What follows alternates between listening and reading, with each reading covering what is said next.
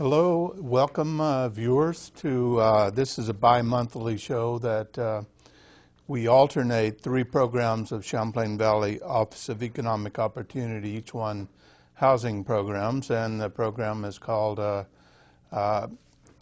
Housing Fair, Safe, and Affordable. And we alternate between Mobile Home Program, Vermont Tenants, and Fair Housing Project.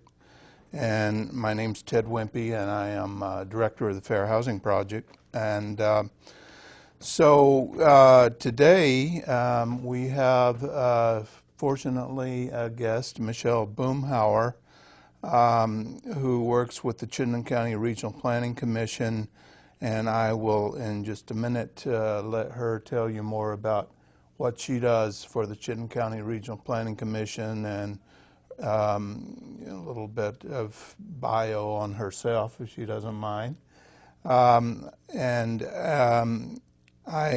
want to just make sure people realize this is a call-in show, and we welcome people to call in with questions or comments.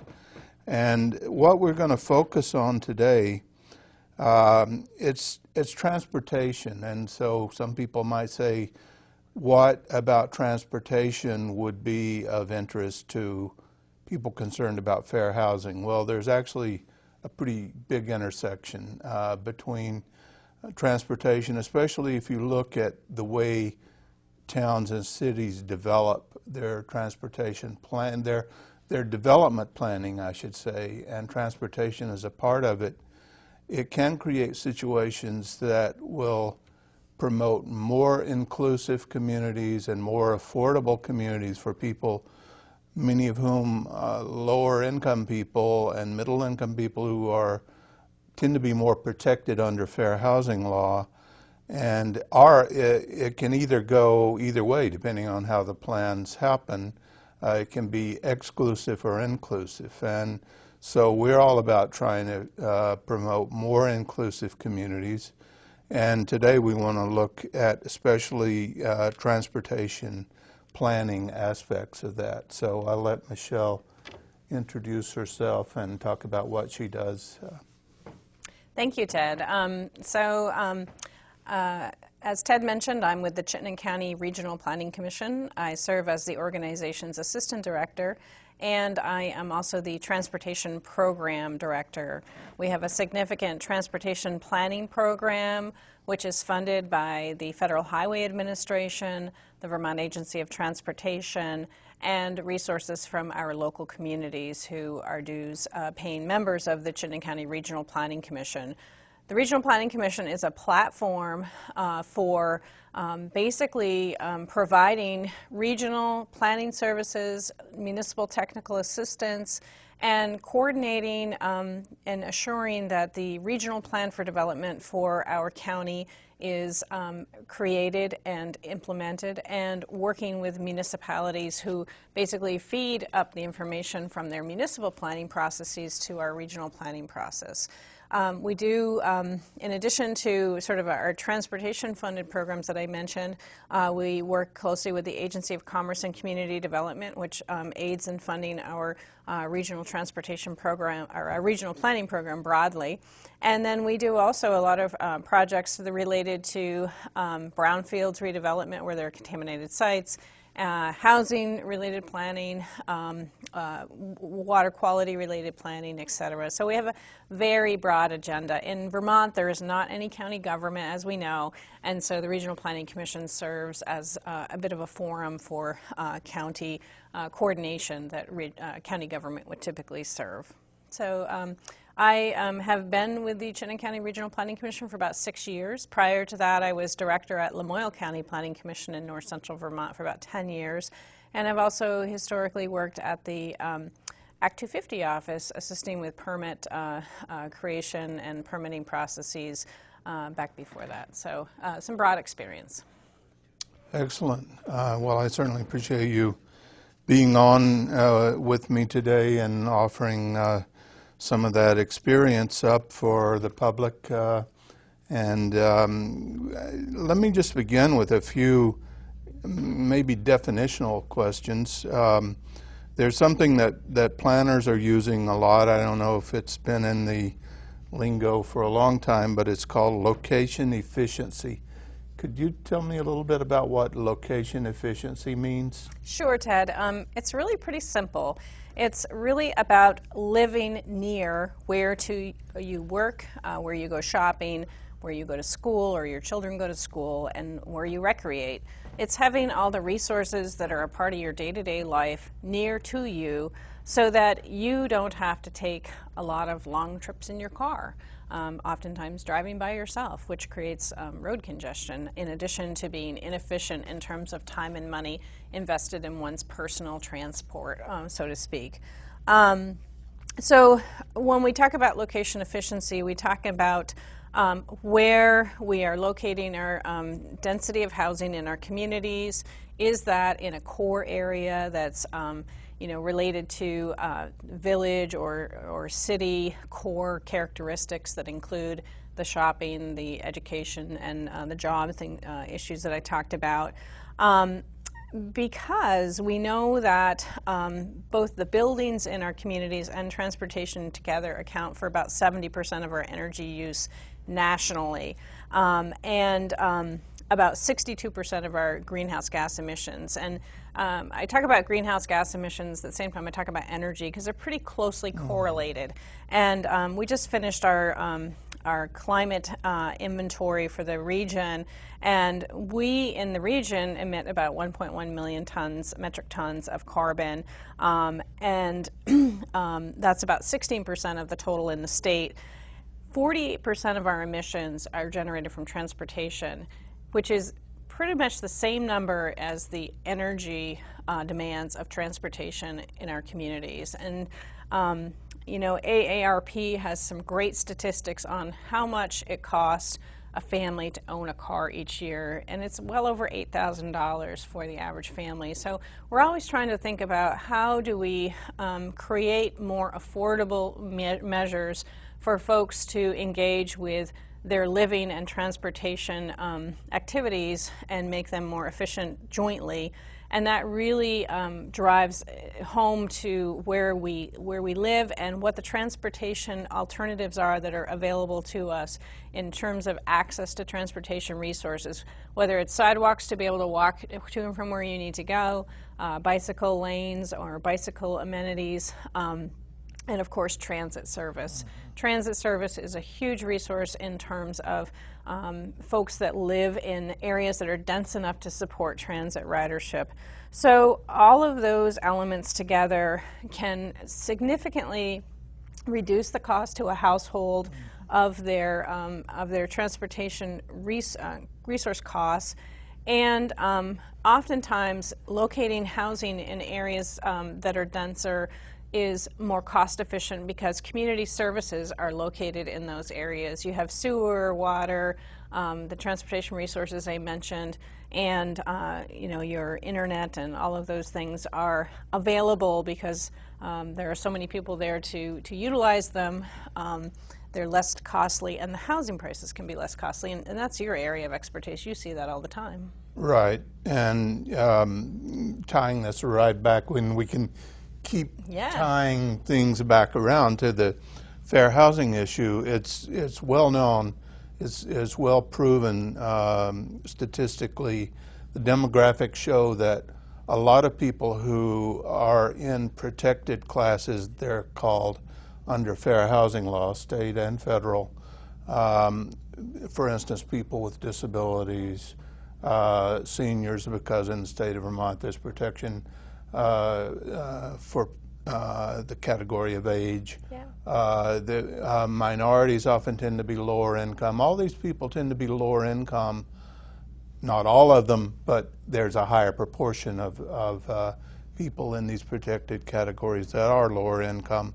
So the affordability, the total affordability of their housing, which really should include the cost of transportation, is very important to those people. So in order to create more inclusive communities, you need to make those communities affordable to those people that are in the protected classes, and really it's better for the community at large, because we're talking about things like housing for the workforce. Yes, exactly. And we don't want people who can't get to work because they have to drive 10 miles and it's snowing and they can't get to work, where otherwise it might be a transportation, get on the bus, or it might be, 1 mile or half a mile drive, or it might be a walk or a bicycle ride. Exactly.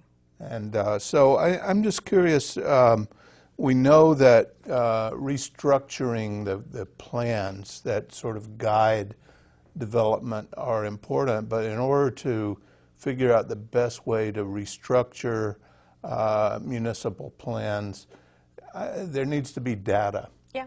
And I'm just curious what kind of data that you planners can use to help those of us who are working with you essentially to try to promote more efficient and more inclusive communities, to look at where the housing is, where especially affordable housing is, and what kind of transportation alternatives people have. What kind of data is there? Where do you get that? There's lots of data. Let's just put it that way. We basically, that's one of the very rich offerings that our organization has to bring to community planning processes, is we maintain an extensive array of data, and most of it is geographically located. So in other words, we have data that is associated with map layers through the geographic information systems. And so those lines on the map, or there's points on the map, are not just a representation of a location, but they're actually backed up with lots of information about those locations. So every year we work with communities to update our inventory of where new housing and commercial buildings are built. We have a very extensive transportation data set. We know the number of cars that are driving on not every road, but most roads throughout the county. We know the bus routes, et cetera. And almost all of this data is available easily accessibly through our website at the Chittenden County Regional Planning Commission, through our online mapping resource. And so people can just Google online mapping at Chittenden County Regional Planning Commission, and you would find those mapped resources. And so these resources help us better understand where there are opportunities to create more infill housing, in other words, redevelopment of housing or development of housing in areas adjacent to transit routes, adjacent to where other shopping, commercial places are that we've talked about. And then it also helps us in planning where a development might be planned, to work with the developer to make sure that if there's transit nearby, that they're creating the pedestrian connections to transit, making sure there's sidewalks and crosswalks and all of those things that are needed to get you to the transit stop. And recognizing that healthcare access, which is a big thing for folks who fall within the area that you're concerned about, have access to, and are we locating healthcare facilities where they are easily accessible by public transportation opportunities, because not everybody has a car, as we know. So there's that, and then there are also a lot of other tools. Nationally, there's a Housing and Transportation Index, which if you Google Housing and Transportation Index, this talks about what the average costs of housing and transportation are in particular areas and more built-up areas. Certainly in the greater Burlington area, you can find that out.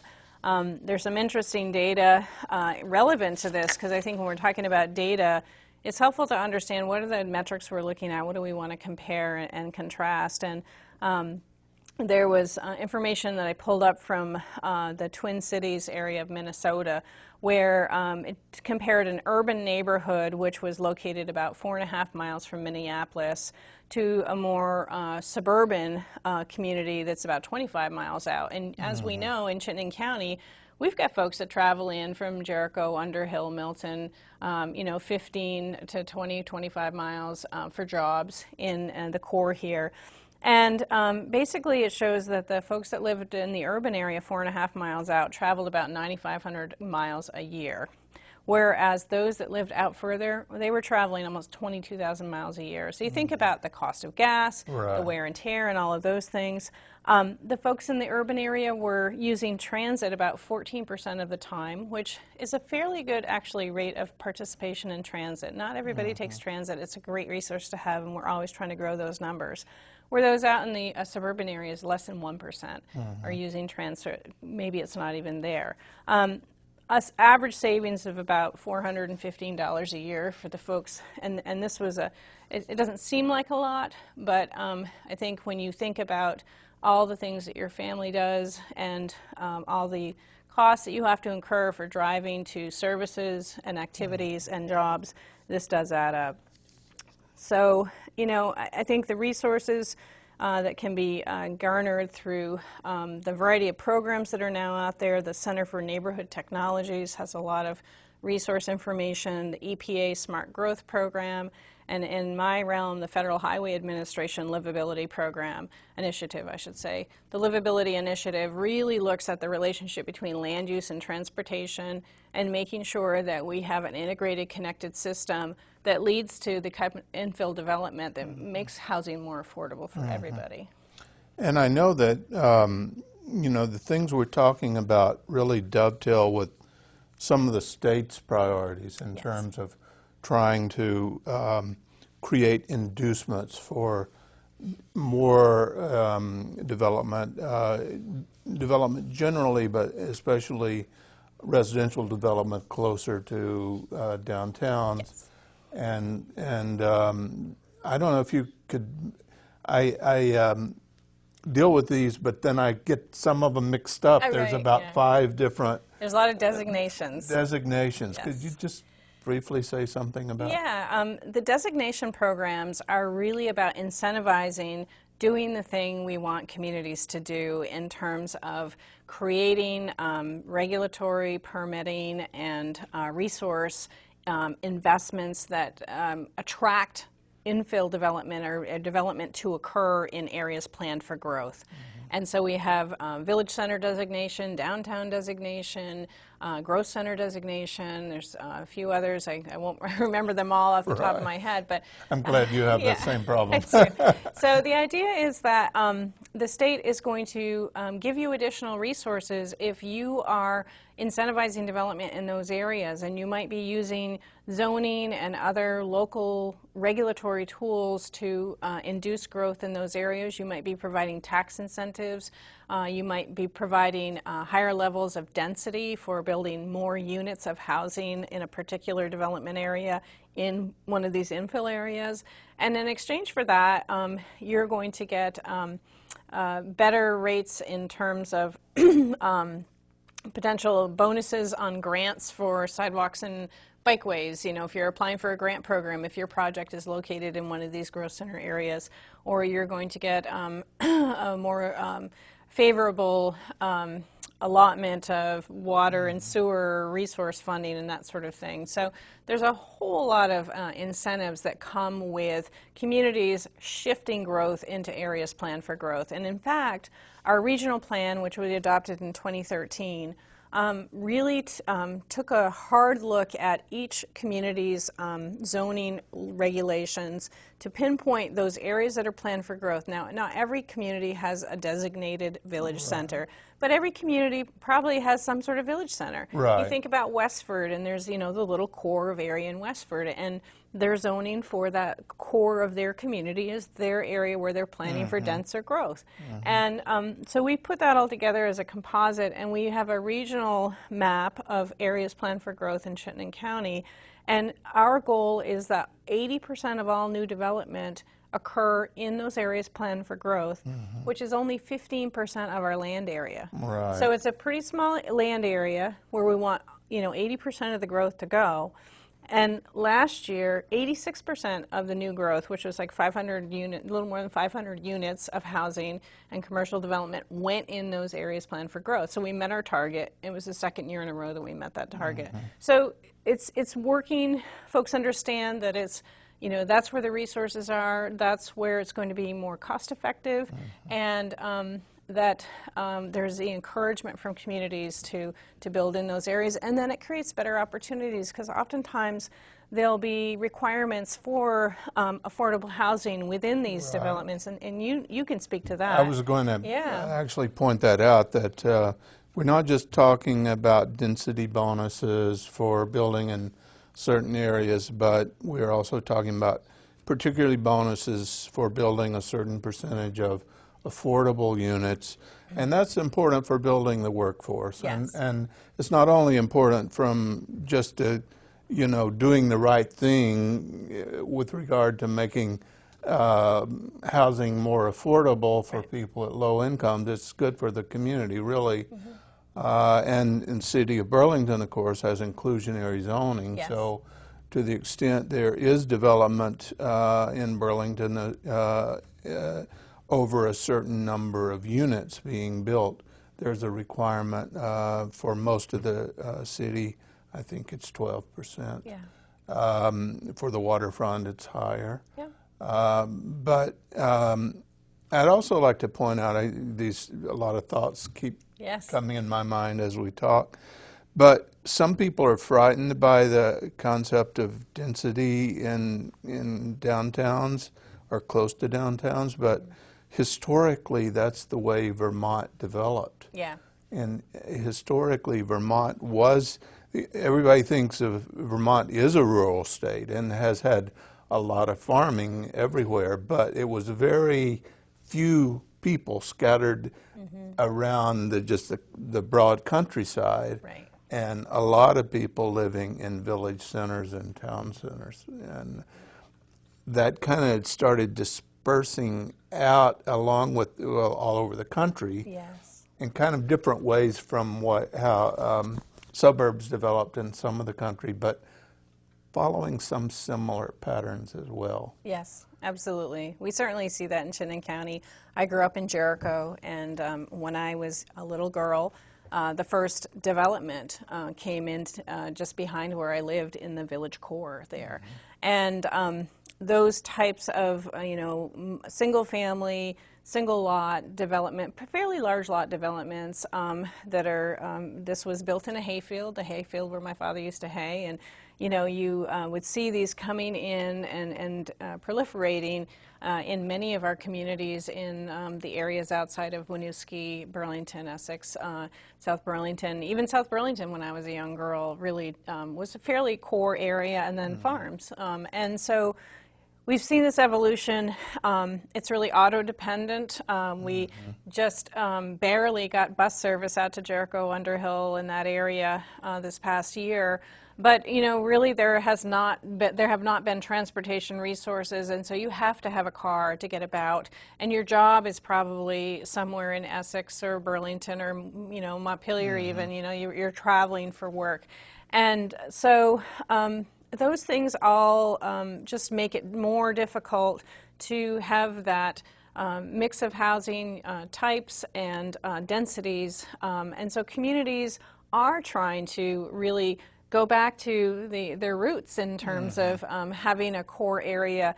It's more expensive for communities when they have these sprawling developments everywhere in their town. To build the infrastructure. To build the infrastructure. Oftentimes sewer and water is not available out in these remote areas. Plowing, bus service for the children, for school, etc. It's all very expensive. And so this idea that we can live more densely, that we can have more of a neighborhood atmosphere where you have the corner grocery store perhaps, or at least other resources nearby, and that that you have a mix of housing types as well as housing cost levels. If you look out at the town of Essex, there's a lot of new elder housing units that are going in at the Lang Farm Center, and that Lang Farm Center is really developing into a really core area of mixed-use development. Now, mixed-use development is exactly what we're talking about. Right. We want the folks that live there who maybe don't drive anymore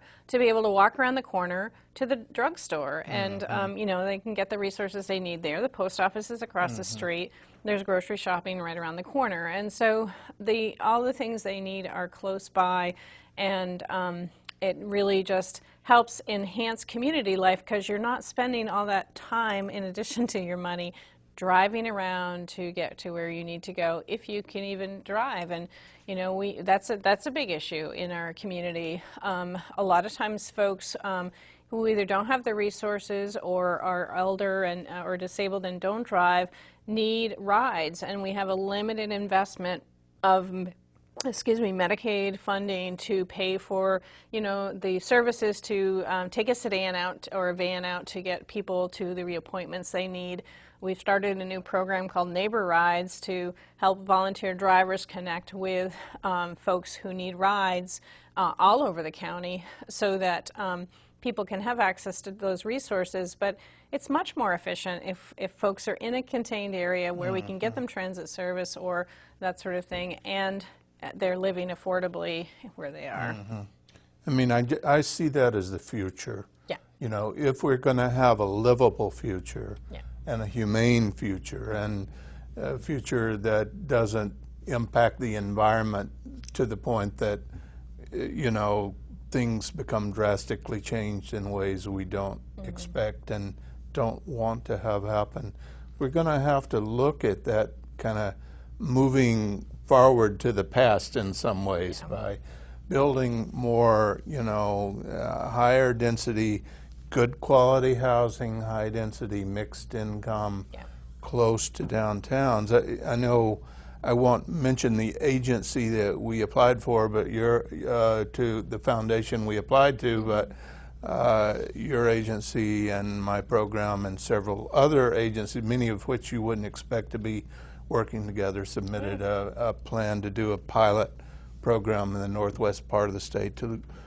look very closely at just the kind of things we've been talking about and pick out some municipalities that are willing to work with us on a, you know, a sort of intensive plan to move in this direction. And in that proposal, we came up with a scenario that involves many of the things we've touched on. You know, an older person living in a household with a younger offspring, supporting them, working at a low-income job, having to drive a long way, not being able to make enough money to maintain the car, buy gas. The older person is needing to get to the drugstore to get some prescription. All these things are real for people. Yeah, these are real issues that people are facing. You know, and we also have the issue of a lot of younger people are opting to get their license later in life or not drive at all. They want to live in an area where they don't have to drive. They want to be able to walk to their work and their office. A lot of new transitional folks that are coming to our region are looking for those kind of resources as well.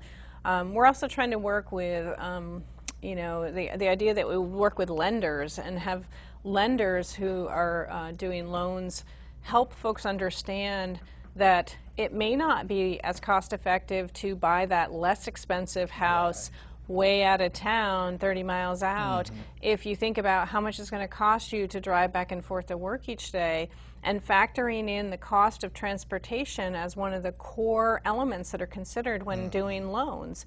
Because people can get in big trouble if they locate out there where it's less expensive, but then they can't afford to get back and forth to work. And it's something that's, because it's so hidden. Yeah, it's a hidden cost in some. It's hard for people to recognize, and it just looks like, oh, you're looking at the bottom line of the house, the cost of this house versus that house, but there's all these other factors.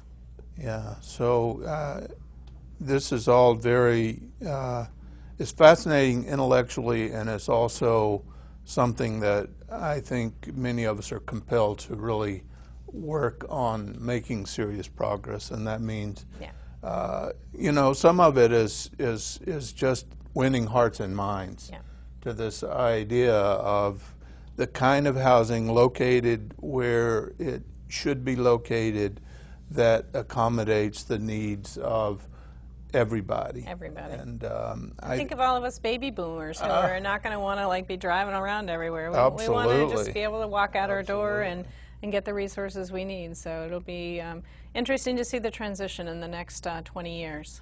I'm sure it will be, and I think progress is being made, and I think that more and more we can point to examples, Yes. you know, that people can copy, so it's not reinventing the wheel every Yes, time. exactly. Very So good. I'm very, very pleased once again to have you on with me, and I'm sure we'll be working together a lot as we progress on these things. Hopefully, we'll get the grant for the Yes. little pilot project that we want to Yes. do, and that'll be one more little grain of sand in the in the sand pile to, you know, moving Keep us moving in forward. the right direction. Exactly. So Well, thank you, Ted. thanks to everybody who has tuned in, and I hope that you will contact us if you have questions Yes. following up. And this, you know, if you want to share this with somebody, it'll be available on the internet, and people will be able to watch it, the recording of it. Since we're so exciting, we know everybody will want to share it. Exactly.